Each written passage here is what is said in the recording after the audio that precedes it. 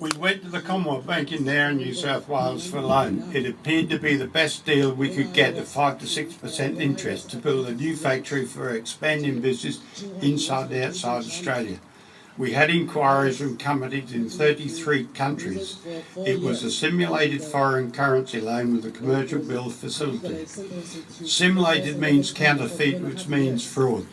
The commercial bills were not negotiated on the open money market in accordance with the Bill of Exchange Act. That's fraud. We did not know the Commonwealth Bank of Australia is no more for the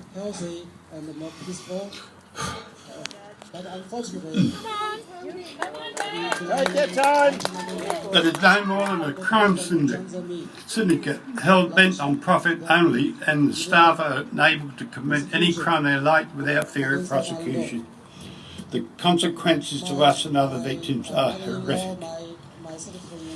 Without our knowledge, the bank staff charges troublesome interest up to 25.5% interest. The documents read, apply troublesome interest, no advice to Riggs, don't send bank statements to Riggs. Of course the Riggs are not to be told. This is fraud.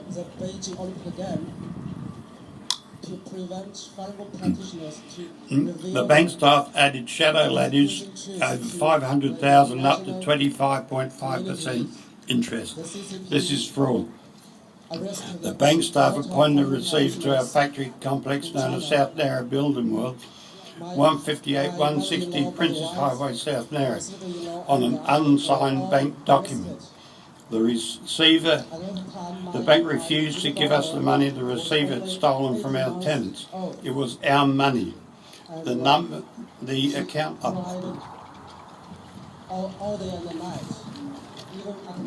The money was in a number 2 account, open up with our knowledge. Even after 2.5 years. Without their knowledge. This was a fraudulent act by the Commonwealth Bank staff and the receiver, as we were never in default. The receiver admitted in the Supreme Court of New South Wales that he sold our factory to his family friends, and his friend's daughter worked at the Commonwealth Bank in Nowra at the time. It was a fire sale. The bank staff opened secret accounts and stole money from those accounts. These criminal acts destroyed the cash flow of our company. We do not know the amount of interest we were paying as judges from day one struck out our subpoenas and denied us access to critical documents on discovery, denied us documents on a notice produced.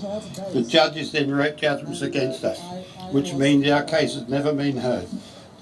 The Commonwealth Bank employ QCs to represent the banking court. Some of those QCs are then appointed as judges and still work for the bank. They are known as bank judges. The Commonwealth Bank had a letter tabled in Hansard by Don Sanders, former CEO of the Commonwealth Bank, which was just not true. The letters are in Hansard on May 24th, 1990, pages 972-974. The Commonwealth Bank deliberately destroyed our business by criminal activity so they could steal our property and sell them by insider trading to bank staff mates for less than the properties are worth. The Commonwealth Bank tricked us into signing our family home over to the bank for further security. We did not know the bank staff illegal activity at the time. The Commonwealth Bank evicted us from our home at number 2 Riverview Road, Nowra. 2 real estate agents then sold our family home by insider trading at fire sale rate. The Commonwealth Bank then leased our family home, and the Commonwealth Bank manager lived in our home, which has compounded the fraud. If the illegal charges were removed and the bank staff had abided by the contract we signed, it would be found that we were never in default and would have probably paid the loan out. The bank staff are also in breach of contract by criminal entrapment. Our business would have been of great benefit to the community.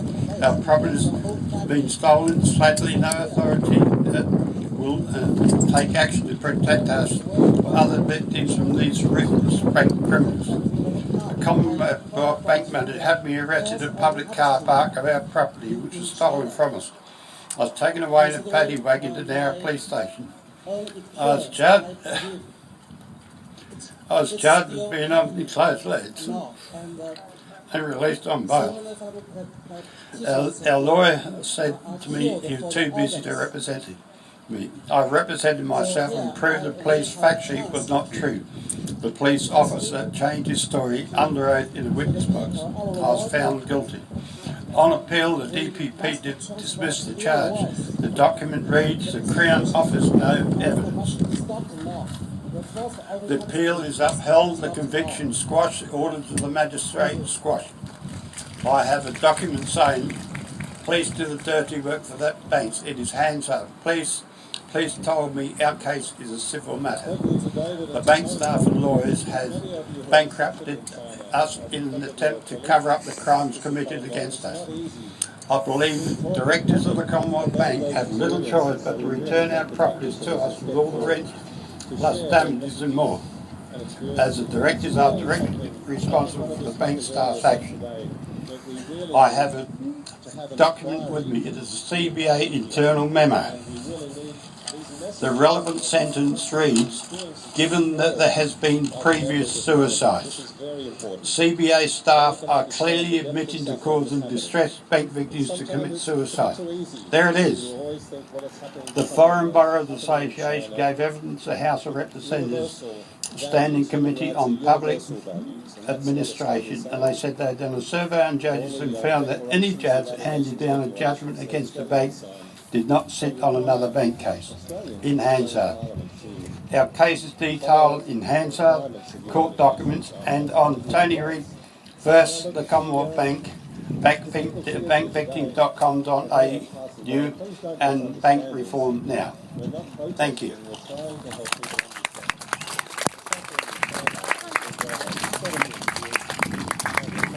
I made it.